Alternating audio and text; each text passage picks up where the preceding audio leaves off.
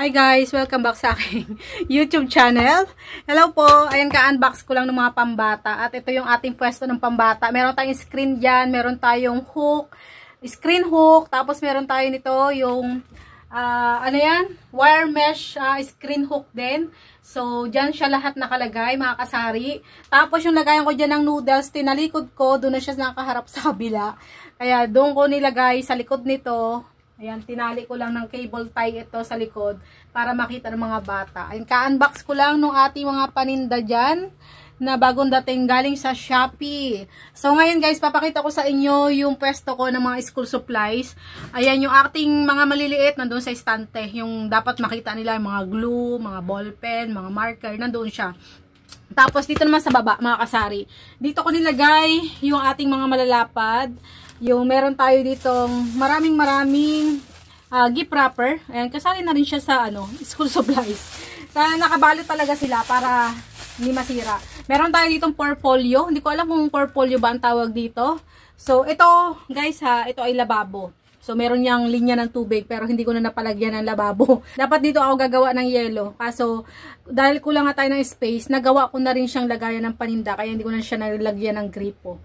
So, meron tayo dito mga portfolio. Mabilis kasi mabenta yan pag ni-required ng teacher na dapat may dala yung mga bata. Ang dami naming estudyante dito sa paligid. Maraming mga estudyante, mga elementary school dito. Tapos, meron tayo dito yung mga plastic envelope, saka yung jacket ng folder, nandyan tayo. Medyo mahal yung benta ko niyan kasi mahal yung punan niyan. Yung long ay 20, tapos yung short na envelope, plastic envelope ay 17. Yung jacket ng folder, yung long ay 17 pesos. So, medyo namamahalan ako. Manipis naman siya pero mahal niya. Ayan, comment down below kung mahal ba sa inyo or ganun din or mas mura sa inyo. Tapos dito, may nag-comment sa isang post na nakita ko, 850 lang daw yung benta niya ng illustration board. Dito kasi sa amin, ang puhunan nito, 850 na. So, yan. Tapos, yung Manila paper ko, 10 pesos na yung benta ko. Kasi nagmahal na rin yung puhunan. Nag-adjust ako every year ng school supplies. Kasi every year nagtataas yung presyo ng school supplies. Ngayon taon, grabe ang itinaas, mga kasari. Tapos, dito sa pinakababa, yung ating mga yellow paper, yellow pad. Tapos, yung pwesto natin ng ating mga intermediate, dito siya nakalagay sa box ng ating typewriting, mga kasari. Tapos sa taas, meron pa yan sa taas, yung ating ibang stock, meron tayong cartolina, meron tayong, yun pa, stock pa natin ng isang ream, ng yellow paper, mga notebook. So, dahil slow moving siya, so, dyan lang siya sa taas. Napatong lang ako sa upuan pag may bibili. Tapos ito, yung fast moving sa ating school supplies, out. Tapos dito naman yung fast moving sa ating school supplies. Ito yung isa sa fast moving bukod sa ballpen. Ang pinakamabenta sa akin ngayon yung ano yung tawag doon? Yung sinusunog, stick glue at saka yung ating gel pen. Yun, sobrang benta. Uso daw ngayon sa school na gumamit ng gel pen imbis na ballpen. Kaya marami akong in-order. So, nandito, mamaya papakita ko sa inyo, yung ating iba't ibang kulay ng colored paper. Dos yung benta ko, pwede siya sa piso, pero dahil hindi siya kasing benta or kasing fast moving ng typewriting na binibenta natin ng tig piso, so tig dos yung benta ko, mga kasari. Meron tayong brown envelope long, 5 pesos. Yung short natin ay 4 pesos. Meron tayong nakapack na wrapping paper. So, 15 pesos yung benta ko nito. 10 peraso yata ito. Tapos, meron tayong Oslo paper. 2 pesos din. Tigto 2 pesos din yan, mga kasari. So, ngayon, isi-share ko sa inyo against the light. Isi-share ko sa inyo yung na-order ko na mga gel pen. Kasi inaantayan na ng mga bata na mabuksan ko tong parcel. Kahapon pa sila nagtatanong. Hindi ko alam, baka mahal yung bili nila sa ibang tindahan. Pero sa totoo lang, hindi ako bumibili sa online ng first time ko bumili dahil kapupunta lang namin sa Lipa, nakalimutan kong bumili ng gel pen, ay sayang naman sa pamasahe kung gel pen lang ang idadayo ko sa Lipa na sobrang layo ng biyahe. Siguro kulang-kulang siguro mahigit kalahating oras yung biyahe papunta doon. Ano po, tapos magbabayad ka pa ng parking. So, lugi kung gel pen lang yung dadayuhin mo sa Lipa, di ba? Mapapagod ka pa sa pag-drive or kung mamamasahe ka, sayang yung pamasahe. So, dito na tayo sa online mga kasari. So, eto, nakita ko to sa anak ko, hinahanap ng anak ko. So, ito yung in-order ko.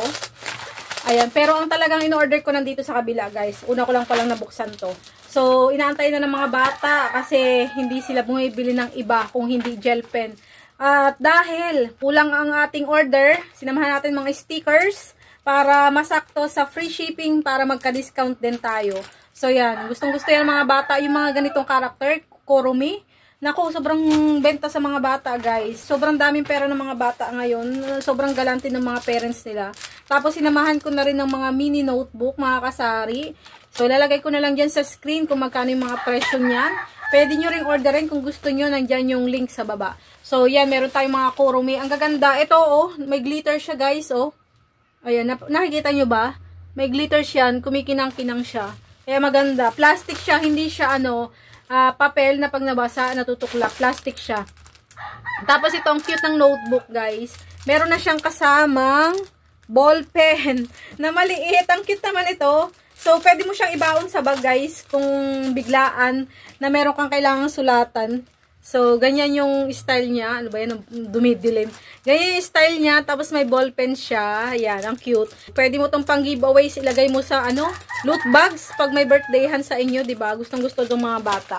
Tapos, ayan, meron tayong glue, mga kasari. Mabenta sa akin ng glue. Actually, marami pa akong glue dyan, pero mas mahal yon. 20 pesos yung benta ko ng mga yon. Ito siguro mas mabibenta natin itong mga mura. Baka pwede ito ibenta ng 10 pesos, mga ganyan. Ayan, ito pa yung gel pen. Ito ay 0.38 mm. So, pag ganyan, diyan mo titignan kung gaano kalaki yung daan or sulat ng isang ball pen. Merong 0.5, merong 0.7. So, diyan mo titignan. Ito, sobrang liit kasi 0.38. Ang huli kong binibenta, 0.5 lang.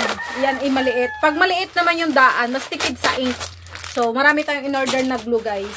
Ayan, 4. Tapos, yung notebook natin, 5 yata. Tapos, meron ulit tayo ditong gel pen. So, ayan, diba? Pang-4 na gel pen na ito, mga kasari. Kasi, para gusto ko maraming pagpilian. Gusto ko umorder dun sa Deli. Kasi, marami akong nakikitang post na, nagpo-post na maganda raw yung gel pen sa Deli. Kaso, ang mahal, ang puhunan ay 15 pesos, wala silang isang box. Hindi ko pa lang na-scroll ng gusto. So, siguro, sa susunod, i-scroll ko ng gusto kung ano yung mga paninda nila. Baka may per box doon na pwedeng ibenta sa sari-sari store. Kasi, pag per box, syempre, mas mura yun. Pag paninda mo. Eh, ang sa kanila per piece lagi. Ito yung talagang binibenta ko. Ito yung binibili ko pa sa Lipa. So, sa Lipa ito ay 79 pesos. Pero dito yata ay mas mahal lang siya ng 4 pesos, mga kasari. Pero okay na. Di ba? Hindi ka na napagod. Dumating lang sa tindahan mo. So, yan, oh. Meron pa tayo dito. Isa pa. Ayan. Ito talaga yung in-order ko. So, titesting natin kasi baka mamaya ay palpak. May mga hindi sumusulat. So, testing lang muna. Baka mamaya may hindi sumusulat. So, malaki yung malulugi natin. Ayan, testing natin kung okay to. Ito naman ay size 0.5 lang. Ayan, mas malaki yung daan niya kumpara doon sa 0.38. So, ganyan yung daan niya. Gustong-gusto to ng mga bata, guys. Meron ako nabili nito, hindi sa online. First time ko nga umorder nito sa online. Meron ako nabili sa Lipa na hindi siya talaga nagsusulat. So, sayang yung puhunan ko. So, kaya nadala ako. Kaya sasabi ko, testing muna. Para sa susunod, alam ko na yung bibilhan ko ng maramihan. Tapos, bumili ako ng folder na may ziplock. Ayan, plastic envelope pala. Plastic envelope na may ziplock. Parang 14 pesos yung puhunan nito. Sabi ko nga sa'yo, mahal yung aking mga plastic envelope. So, ito, size A4. I-testing ko muna, tignan ko muna yung itsura. Dahil first time ko umorder, syempre pag first time mo umorder ng isang item, testing muna. Tapos, umorder din ako ng sticker. Sobrang benta ng mga sticker sa akin, guys. Ayan, kasi panlagay nila sa mga notebook, sa tumbler nila, sa mga mga IDs nila, dinidikit nila. Hindi ko alam kung saan nilalagay ng mga bata. So, yan yung mga order ko na school supplies na idadagdag ko sa stocks ko. So, mabilis lang ito maubos kasi kitang-kita ng mga bata. Ganun kaganda pag okay yung pagkaka-display mo. Yung meron ka talagang lagayan ng school supplies na makikita talaga nila pagdating nila sa tindahan. Ayan. Tapos, meron pa tayong iyan. Ito pa. Bali, 6 na peraso yung na-order kong ganito. So, yan guys. 6 na peraso. Ayan. Marami na tayong in-order. So, isama ko na rin sa pag-flex itong ating in-order na. Ayan. Hindi ko alam kung ano. Mga short ito guys. Sama ko na rin sa pag-flex mga kasari. So, umorder ako. Sa asawa ko to actually. So, umorder ako nito. Short.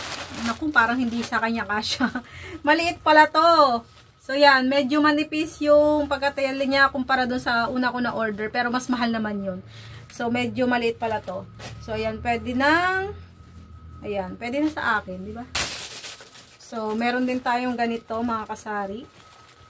Puro short ito, mga kasari. Ayan.